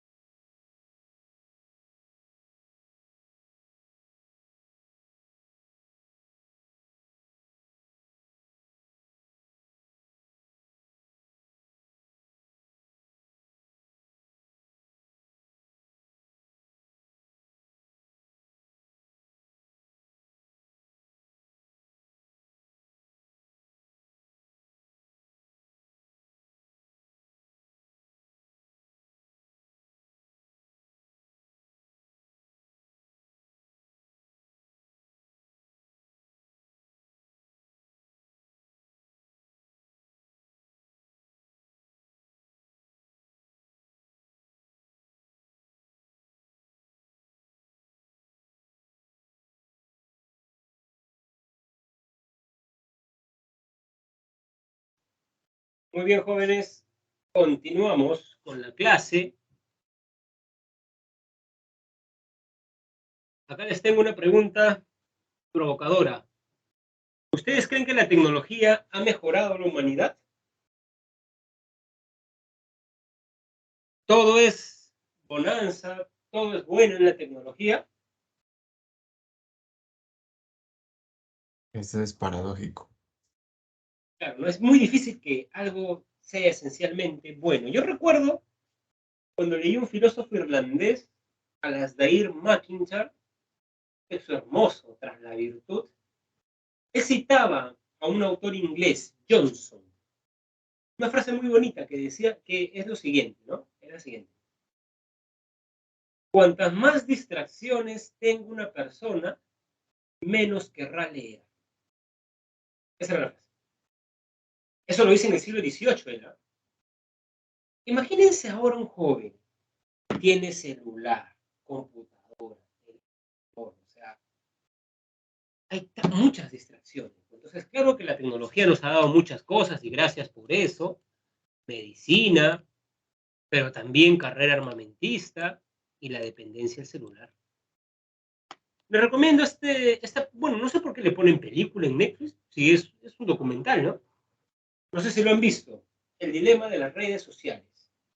Gran documental, ¿no? Gran documental, que muestra cómo hay gente que está trabajando detrás de o sea, esta lucha, yo con el celular, no es una lucha equitativa, porque detrás de esto hay muchos psicólogos que conocen la mente humana y saben, ¿no? Como que para uno creer, ¿no? Digo, voy a buscar una palabra que el profesor dice, y de pronto veo en Google, ¿los jóvenes? Veo en Google que están, ¿cómo se llama? Digamos, tienen mi perfil de personalidad, ¿no? Curso, ¿no? De la Divina Comedia en la UBA. Y yo digo, mira, digamos, ¿no? Texto inédito de Borges, entonces, ¿no? Curso de filosofía, entonces, la lógica es que estés más tiempo. Y entre video y video de YouTube, te venden, pues, a la publicidad. Y además que la publicidad ya es mejor pensada, ¿correcto? Eso es importante. Muy buen documental, jóvenes, véanlo. Dígame. Pero eso también es porque no se respeta la privacidad de los usuarios. Claro que implícitamente se nos hace entender que no hay como regulaciones en ese ámbito, pero claro, por ejemplo, uno diría que en Facebook crearse un perfil es gratis, pero no tanto así. Así es. Esa es una idea también que se comenta en el documental. No es gratis, ¿correcto? No es gratis porque venden tu perfil, ¿correcto? Venden tu perfil, ¿no? Entonces, claro, por ejemplo, ¿no? Yo, por ejemplo, ahora estoy así cuando tengo tiempo, agarro mi libro cuando estudié británico y ese libro está subido en YouTube, entonces comienzo a escuchar las conversaciones y a repasar algo, ¿no? Y, por ejemplo, entre canción y canción que escucho, cuando me baño, sale, ¿no? Open English, hay un tal Cale Anders, ¿no? Cale Anders, me hace acordar una chica que decía, esta es la última vez que me vas a ver. Siempre me dice eso en los videos, ¿no? Esta es la última vez que te vamos a dar, como 100 veces, ¿no? La última vez. Entonces, ven, es porque, claro, se dan cuenta que yo repaso inglés y me ofrecen el curso de inglés. ¿Correcto? Incluso hay gente, yo he escuchado gente, pero ya no sé si creer o no, hay gente que dice que hablan ellos dos, no agarran el celular. Hablan, sí, que hay que comprarnos un colchón nuevo, que esto, que lo otro, que tal, que tal. Y de pronto ven en Google, oferta en colchones. Lo que me han dicho esas personas es que parece que el micro, no sé, yo no sé si eso es cierto ya, pero, o sea, pero he escuchado eso así. Lo que se hacen es vender nuestros perfiles como usted dice, ¿no? Entonces, claro, eso genera una dependencia. Les quería decir algo más sobre este punto. Profesor, es que Dígame. hay funciones en el celular, por ejemplo, que están habilitadas como el asistente de Google, así, y, o sea, sí está escuchando lo que tú dices. Entonces, si dices Sí, algo así, lo busca. claro.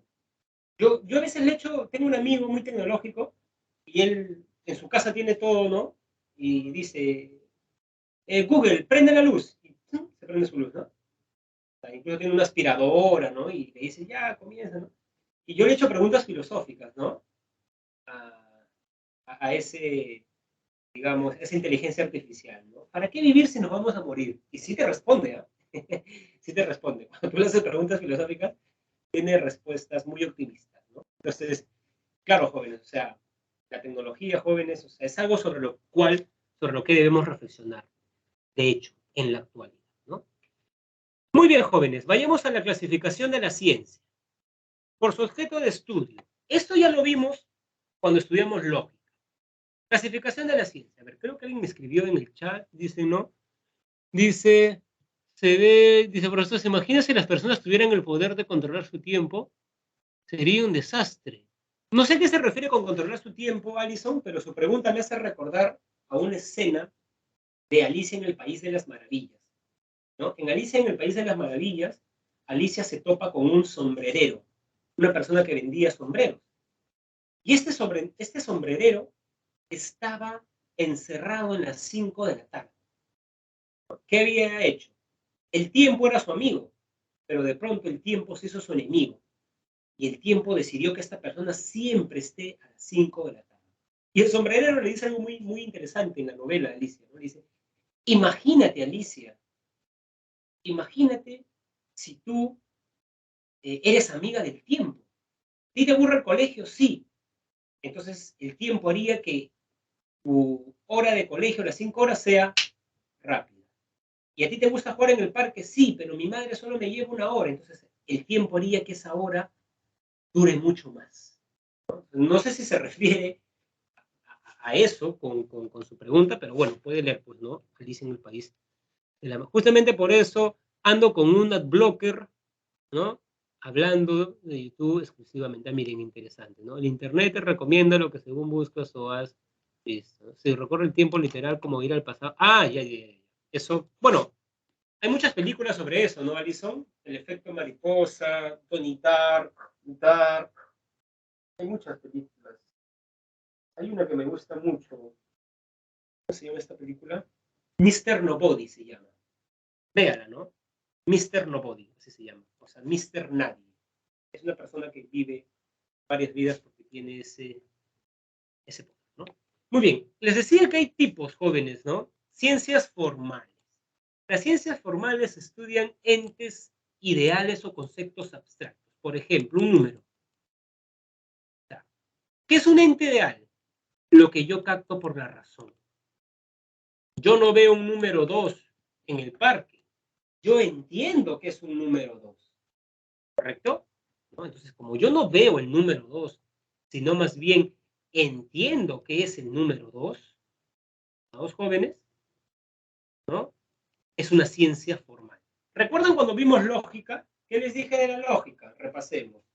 Ciencia formal que tiene como objeto de estudio la inferencia y pretende determinar su validez. Eso es una ciencia. ¿Correcto? ¿La lógica es una ciencia formal? Sí, solo dos. La lógica y la matemática.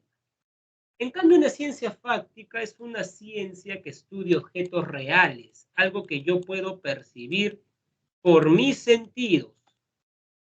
¿Correcto? Algo que yo puedo percibir por mis sentidos. A ver, cuando van al Parque de la Leyenda, ¿ven al león? ¿Pueden verlo?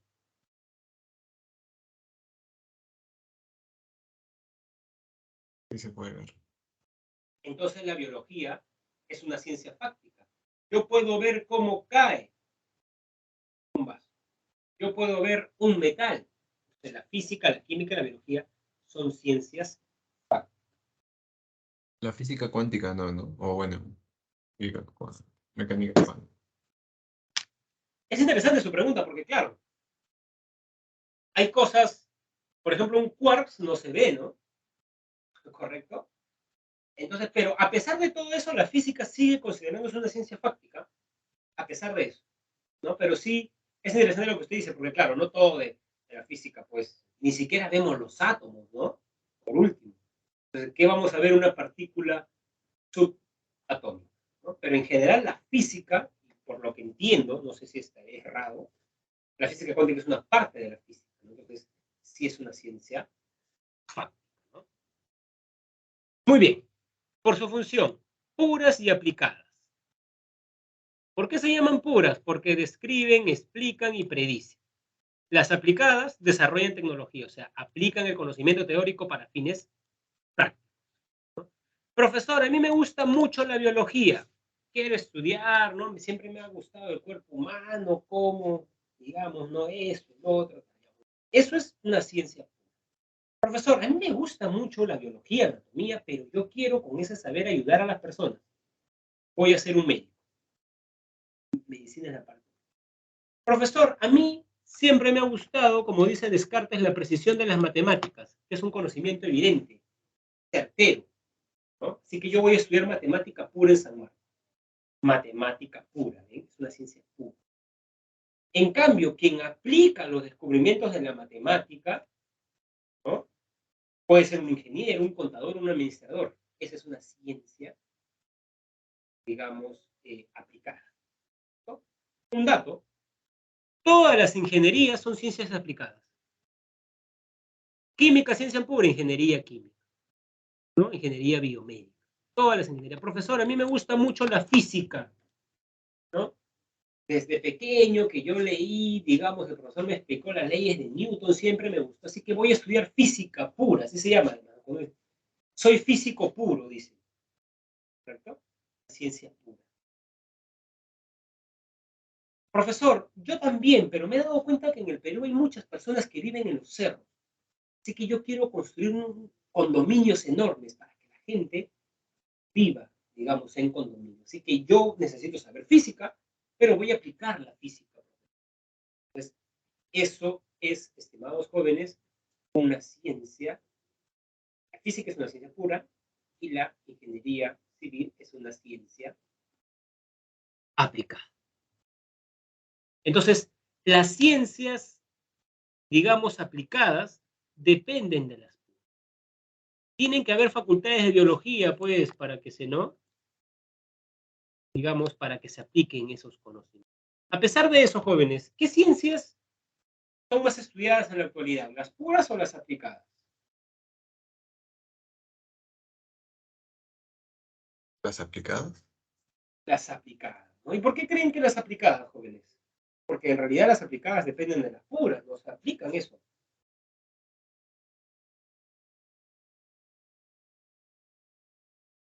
¿Por qué? Para avanzar tecnológicamente y, bueno, en la mayoría de los casos para hacer un negocio también con eso. Claro, En el quizás caso por de el los campo, celulares, por ejemplo, la invención de los claro, celulares. quizás por el campo laboral también, ¿no? O sea, porque son carreras con un campo laboral mucho más amplio, ¿no? Ahora, digamos, si ustedes van a estudiar ciencias aplicadas, tengan mucho cuidado, ¿eh? Porque imagínense, jóvenes, un doctor, ¿no? Justo ayer fui con mi pequeña al doctor, y el doctor, ¿no? Desde pequeñita la ve, ¿no? Y ella le dijo algo que me gustó, gracias, ¿no? Doctor, vi un video en YouTube donde una persona decía, fui al médico porque me dolía el codo y terminé con mi pierna amputada, ¿no? Esta idea, pues, de los médicos, ¿no? Por ejemplo, imagínense que un médico, en vez de cortar la pierna derecha, corte la pierna izquierda, ¿no? O sea, imagínense, ¿no? O sea, si van a estudiar ciencias, tengan mucho cuidado, ¿no, jóvenes? Tengan mucho cuidado. O imagínense, jóvenes, que hagan un condominio y como están en cuitas amorosas, se están separando, no se están con problemas, ponen mal una columna, ¿no? Imagínense, jóvenes. Ponen mal una columna de un puente, del puente de la avenida Venezuela. Y de pronto, digamos, ¿no? El ingeniero puso mal eso. Y de pronto ustedes están pasando debajo del puente, ¿no? Ingresaron a San Marcos, están yendo a recoger su constancia, ¿no? Y el puente cae. Imagínense. Pregunta, jóvenes, ¿la filosofía es una ciencia pura o aplicada? Pura, profe, pura, pura. Pura. Todos dijeron puras. Les digo Pero no ellos, puede predecir. ¿la filosofía es una ciencia? La verdad, no, profe, no es una ciencia. Cayeron. Siempre caen mis alumnos, siempre les hago esa pregunta, es como que no es una ciencia. Claro, pero tiene más de pura, ¿no? Yo, por ejemplo, he conversado con chicos de matemática, biología, y me siento más afín a ellos, ¿no?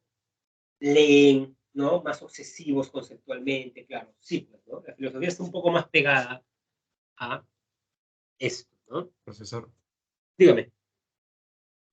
la investigación filosófica acerca de, digamos, ciertos autores o ciertas tendencias, así en la actualidad, ¿no es una aplicación directa?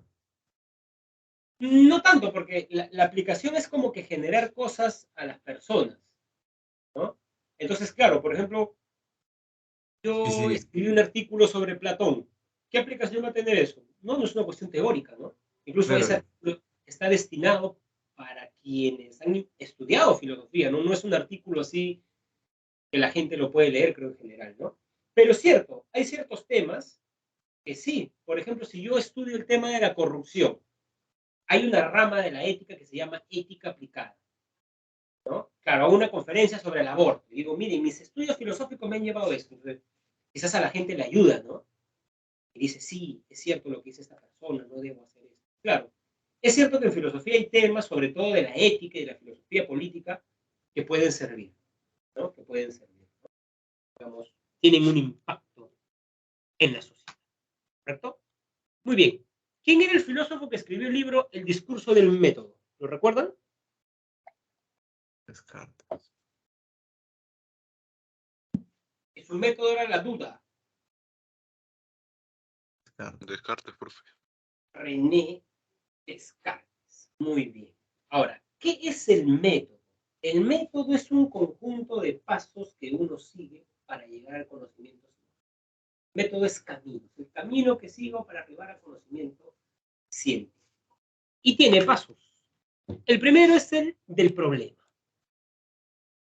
Dificultad a la que no se le ha encontrado aún una solución. ¿Por qué se extinguieron los dinosaurios? ¿Correcto? Ese es un problema, ¿no? O alguien podría decir, ¿no? Digamos, si las personas, ¿no? O los individuos de una especie queremos darle nuestros genes a los que vienen, o sea, la autoconservación, ¿por qué existen ciertas hormiguitas? ¿No? Esto es interesante, que cuando van a pasar un riachuelo, una hormiguita pasa y se agarra de una. Otra hacen como una escalerita, como un puentecito de hormiguitas. Y cuando pasan todas las hormigas, a ellas se las lleva el agua y mueren. O sea, ¿por qué es un instinto, es la autoconservación? ¿Por qué estas hormiguitas? Eso puede ser un problema, ¿no? Digamos, de investigación. ¿Por qué? Preguntas, ¿no? ¿Por qué hay cráteres en la Tierra? ¿Por qué en el Perú hay, digamos, corrupción? ¿No? Correcto. ¿Por qué hay racismo, ya más a las ciencias sociales, ¿no? ¿Por qué no funcionó el socialismo en la URSS?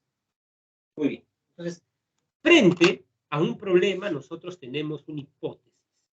Respuesta tentativa. Esto es importante, jóvenes, ¿ya? ¿Por qué? A ver, pensemos que la siguiente clase no me conecto. 10 y 5 y no me conecto. 10 y 10 y no me conecto. ¿Cuáles serían sus hipótesis? A ver, ¿por qué no vine? A ver, ayúdenme, por favor. ¿Cuáles serían sus hipótesis? ¿Por qué no vine? Hacemos 10 y Está media. enfermo. Dígame. Está enfermo. Ya, porque puede ser que estoy enfermo. ¿Qué más? ¿No? Se le Tuvo fue una el urgencia internet, familiar, muy bien. profe. ¿Perdón, Kevin? Una urgencia familiar. Una urgencia familiar, problemas, tuve, ¿no? Me atropelló. Tantas cosas. Esa es una hipótesis. Ya cuando yo vengo a la siguiente clase y le digo, jóvenes, disculpen, se fue la luz por la zona donde vivo. ¿Correcto? ¿No? Y muestro, pues, digamos, algo que consta. Entonces, ¿cómo yo sé que la hipótesis es la correcta? Por la contrastación. ¿No? Vamos a ver un ejemplo, jóvenes, que siempre me conmovió. Si lo quieren buscar, está en Hempel, pero también está en un librito, yo lo leí ahí, en un librito de un profe sanmarquino, que se llama Historia de la Ciencia, Julio Sanz, ¿no? A ver, jóvenes. En la primera mitad del siglo XIX, en el hospital de Viena, morían muchas parturientas, ¿correcto? Lo que le llamó la atención a Semmelweis es que habían dos pabellones, el pabellón 1 y el pabellón 2. Y la gente más moría en este pabellón, en el pabellón 2, que en el 1. En el pabellón 1 habían practicantes de obstetras, comadronas, mujeres, ¿no? Acá, digamos, moría el 2%, bueno, el 1,8%, o sea, poquísimo, ¿no? En cambio, acá moría el 20%. Imagínense, pues de 5 mujeres que iban a dar a luz, una moría. Eso es bastante, ¿no? Y acá había practicantes de medicina, varones. O sea, eso le llamó la atención a Ignaz Semmelweis. Ese fue su problema. O sea, ¿por qué mueren más en el ala B o en el pabellón 2 del hospital, ¿no? ¿Correcto? ¿Por qué mueren las parturientas del hospital de Viena? Entonces, detectó que acá están varones. Entonces, lo que dijo Semmelweis es que los estudiantes varones son más rudos, ¿no? Como son varones, son practicantes, ganan muy fuerte al nivel, la mujer se desangra. O quizás también, como en ese tiempo estábamos en una sociedad un poco más rígida moralmente, que las mujeres, digamos, se intimidaban moralmente de que el hombre las vea desnuda, el médico, ¿no? Entonces, en cambio, en el otro lado se sentían más cómodas con las comadronas, eran mujeres, más delicadas. Muy bien. Hipótesis 2. Cuando moría una mujer en el pabellón 2, iba un sacerdote con una suerte de campanita a rezar por ella. Lo que dijo Semmelweis, como segunda hipótesis, es que este sacerdote infundía miedo en las mujeres que estaban ahí, ¿no? Infundía miedo. Le dijo al sacerdote que no vaya un mes y las tasas siguieron igual.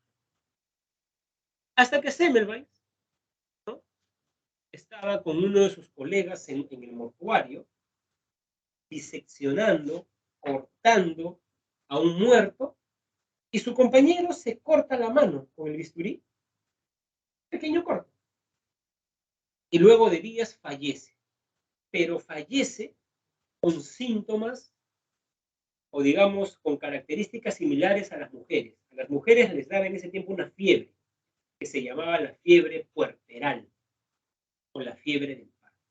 Y su amigo que se cortó, bisturí estaba cortando un muerto, pero se cortó una parte de la mano pequeña, ¿no?, murió.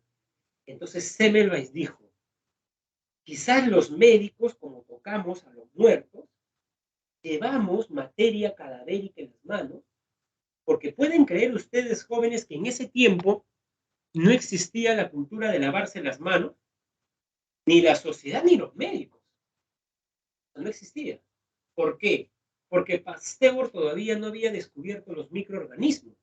En ese tiempo se creía que las enfermedades se, digamos, contagiaban por una nube que dentro tenía miasmas. O sea, no existía la conciencia que existe ahora, ¿no? ¿Estamos? Entonces, la tercera hipótesis, ¿no?, fue, digamos, que los médicos llevaban partículas cadavéricas de los mortuarios a la sala de parto, ¿no? Entonces, ¿qué hizo Semmelweis? En todo ambiente del hospital puso un lavatorio y puso un desinfectante muy poderoso, ¿no? Cal clorara o el cloruro cálcico, ¿no? Entonces, los médicos se lavaban las manos con un buen desinfectante, entonces la mortandad se... O sea, acá está la contrastación. O sea, si supuestamente la materia cadavérica es la causa de la muerte de las mujeres, pues que se desinfecten bien las manos los médicos.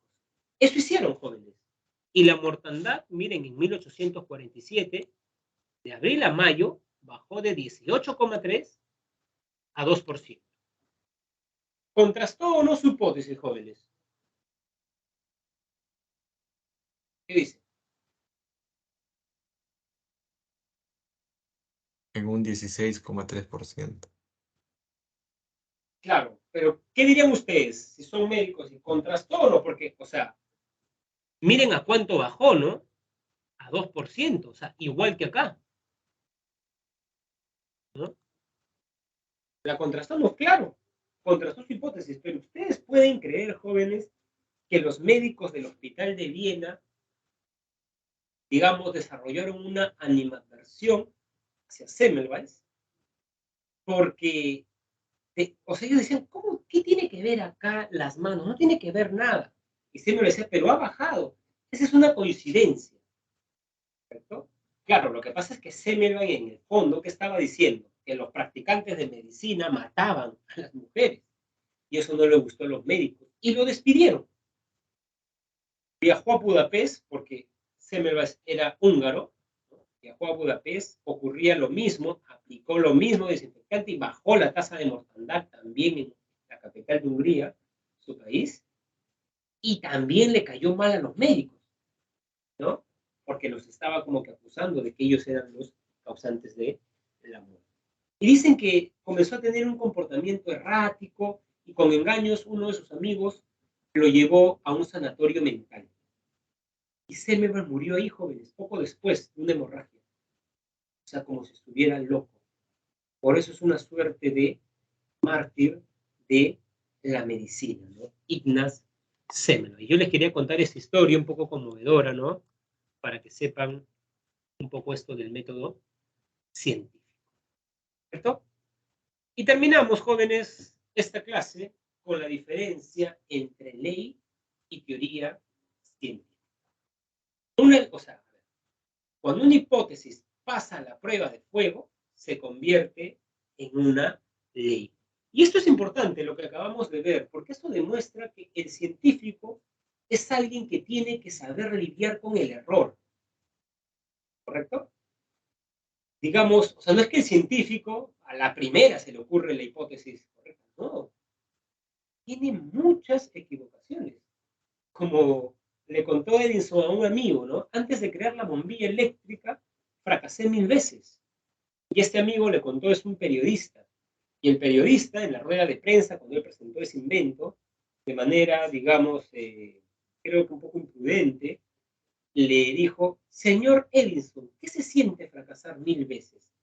Y Edison le respondió, no fracasé 1000 veces, sino que la bombilla eléctrica es un invento de 1001 pasos. Eso denota muy bien la metodología de investigación científica. Entonces, ya cuando es ley, es una proposición verdadera que describe una regularidad, o sea, cómo se comporta la naturaleza. Y es universal. Todos los metales se dilatan, no es que solo para. ¿Cuál es la diferencia entre ley y teoría? Sencillo, no se hagan dramas acá. A ver, tenemos acá ¿qué es una teoría? Un conjunto de leyes.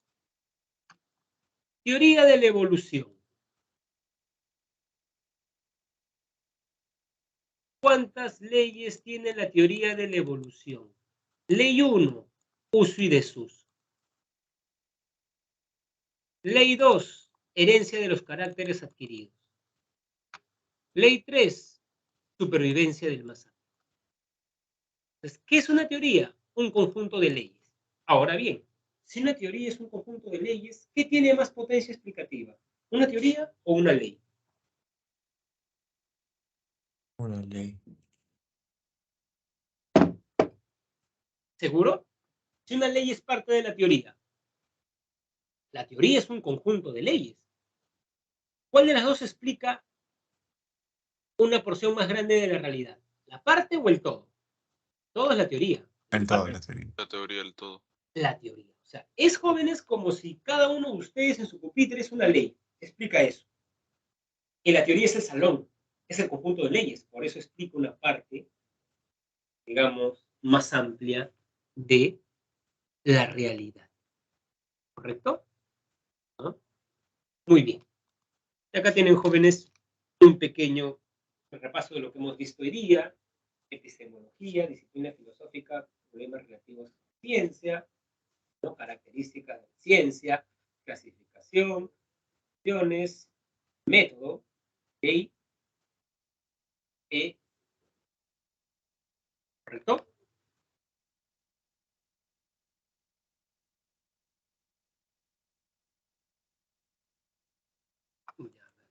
Vamos a borrar esto, que no lo vean, para leerlo la siguiente semana. ¿Correcto? Muy bien, temblor, dice Anthony. No sé si estás en Lima, Anthony, pero yo no sentí nada, jóvenes, ¿ah? No sé si... acá, ¿no? Muy bien, muy bien. Profe, Muy bien, jóvenes. ¿Alguna duda? una última cosa, Dígame. un poco saliendo del tema. Escuché que dijo que tenía algunas preguntas así filosóficas como para cada tipo de especialidad o Claro, personas de diferentes rubros, así.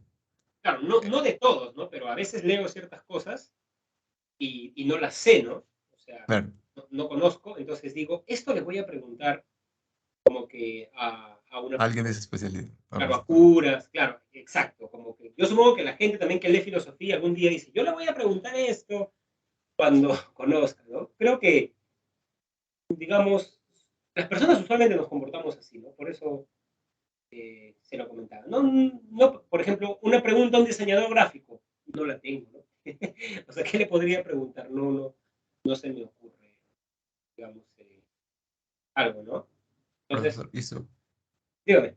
y sobre la estética, digamos, a un modelo o a un pintor, ¿qué pregunta así sobre la estética le podría hacer? Claro, más que ¿O no la preguntarle, tiene? claro, más que preguntarle, a mí me gusta ver los cuadros de los pintores, porque siento que en los cuadros hay algo de ellos.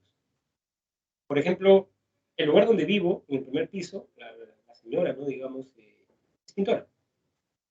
Y ella pinta muchos desnudos, mujeres, ¿no?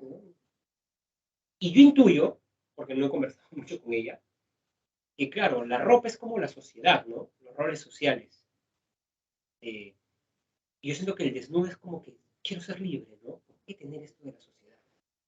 Sí me he dado cuenta que, digamos, pinta, o sea, muchos, digamos, desnudos, ¿no? Entonces, claro, sí, pues, ¿no? A veces, en el caso de los pintores, les pregunto, no sé, pues, cuál es su cuadro favorito, y los veo, ¿no? Digamos, ¿no? Que me recomienden un pintor, porque uno no conoce todo, ¿no? Creo que siempre es importante, jóvenes, que tengan amigos de otras carreras, ¿no? Porque te culturizan, ¿no? Yo tengo también amigos que se han dedicado a la música, ¿no? Y a veces me dicen, oye, mira, escúchate esta banda, ¿no? Entonces, siempre la conversación es digamos, buena, ¿no? En el caso del arte creo que también es así, ¿no? Jóvenes, porque claro, evidentemente cuando uno ingresa a la universidad, estudia con gente que estudia su misma carrera, ¿no?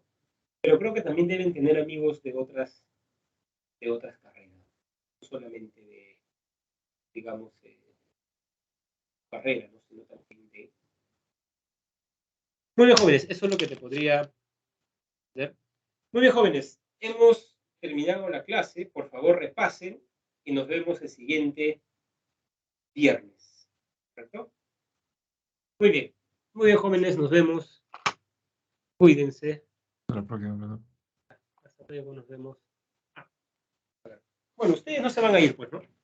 Porque ya me acordé que no he tomado la imagen.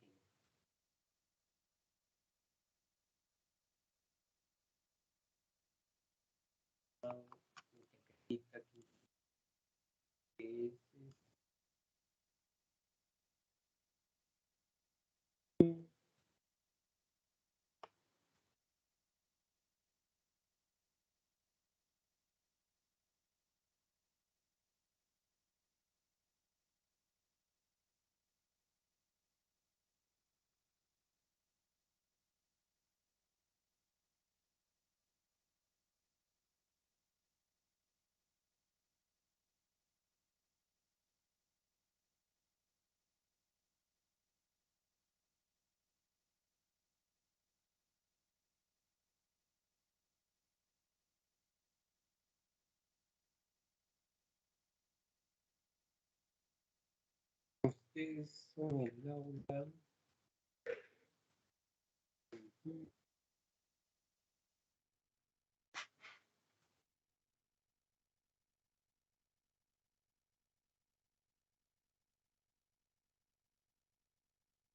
Listo. Ustedes son el aula 107.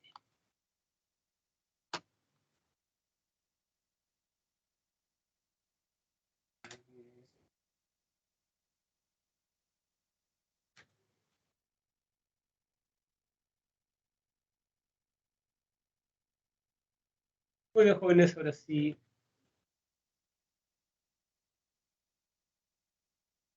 Jóvenes, me olvidé darles algunos materiales de esta clase.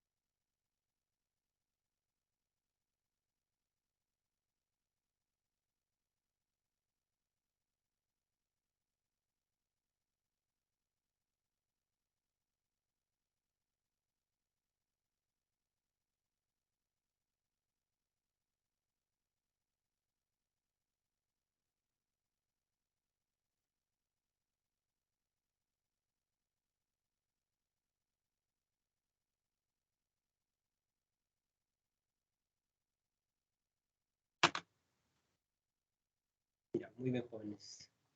Nos vemos, jóvenes, cuídense.